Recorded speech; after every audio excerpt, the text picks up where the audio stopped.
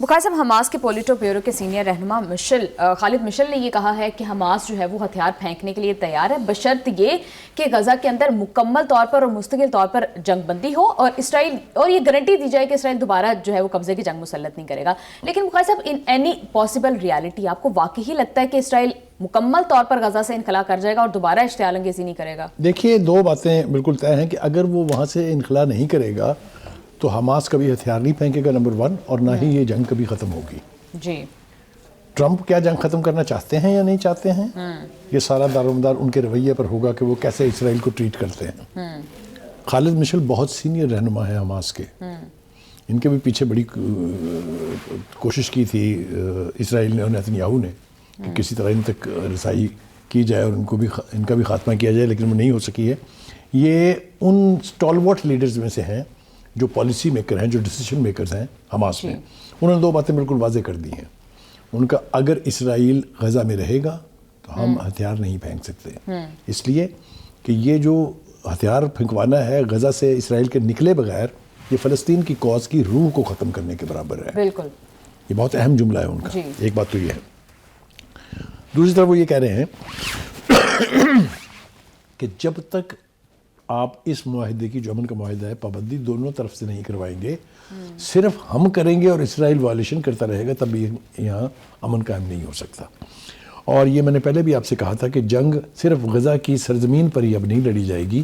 اگر یہ کسی نتیجے پر نہیں پہنچتی بات چیت تو یہ جنگ جو ہے اس کا دائرہ کار بڑھے گا۔ دوسری طرف بخاری صاحب، انہوں نے خالد مشل صاحب نے ضمانت مانگی ہے، ضمانت کون دے گا؟ کیا ڈونلڈ ٹرمپ دیں گے، یونائیٹڈ نیشنز دے گی، کون دے گا؟ دیکھیے، ضمانت تو اس وقت وہی دے سکتے ہیں جنہوں نے معاہدہ کرایا تھا، اور وہ ہیں پریزیڈنٹ ٹرمپ اور وہ 8 مسلم اور عرب ممالک کی لیڈرشپ جو اس کے گارنٹرز ہیں۔ ان میں پاکستان بھی شامل ہے، اس میں ترکی بھی ہے، اس میں قطر بھی ہے، اس میں ترکی بھی ہے، وغیرہ وغیرہ۔ وہی ضمانت دے سکتے ہیں، اور پریزیڈنٹ ٹرمپ جو ہے وہ اگر ضمانت دیں گے تو وہ زیادہ دیر پا بھی ہوگی۔ لیکن بخاری صاحب، کتنی کریڈیبل ضمانت ہو سکتی ہے ڈونلڈ ٹرمپ کی یا ان 8 سالس ممالک کی؟ اگر حماس ہتھیار پھینک دیتا ہے تو پھر تو کوئی ریزسٹنس ہی نہیں رہے گی، اسرائیل کو کوئی خطرہ ہی نہیں ہوگا، وہ جب چاہے گا دوبارہ جنگ مسلط کرے گا۔ دیکھیے، ہم نے نا خالد مشل کے بیان کو تھوڑا اور کھنگالنا پڑے گا ہمیں۔ وہ یہ کہہ رہے ہیں کہ جو بھی فورس آپ بنانا چاہتے ہیں اس کا کام صرف بارڈرز کو دیکھنا ہے کہ اسرائیل دوبارہ اندر آنے کی کوشش نہ کرے۔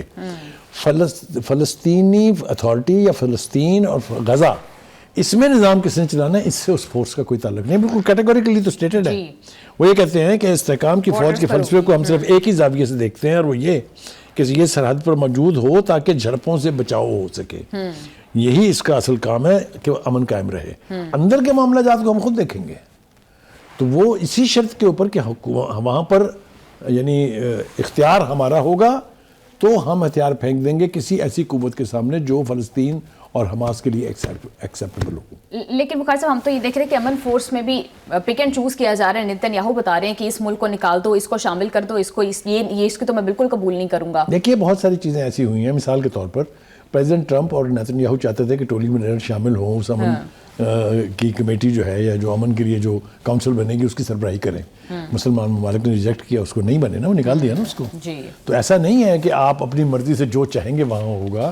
کچھ ایسے لوگ اور ایسے ممالک شامل ہیں اس امن معاہدے میں کہ جو اس بات کی گارنٹی دیں گے کہ فلسطینیوں کا جو حق ہے یا فلسطینیوں کے جو رائٹ ہیں وہ سلب نہ ہوں، اور اسی صورت میں ہی یہ دیر پا معاہدہ ہوگا، ورنہ یہاں قتل و غارت ابھی جاری رہے گی ایک طویل عرصے تک۔ بالکل، ایبسلیوٹلی رائٹ بخاری صاحب، absolutely right. Thank you so much for your analysis.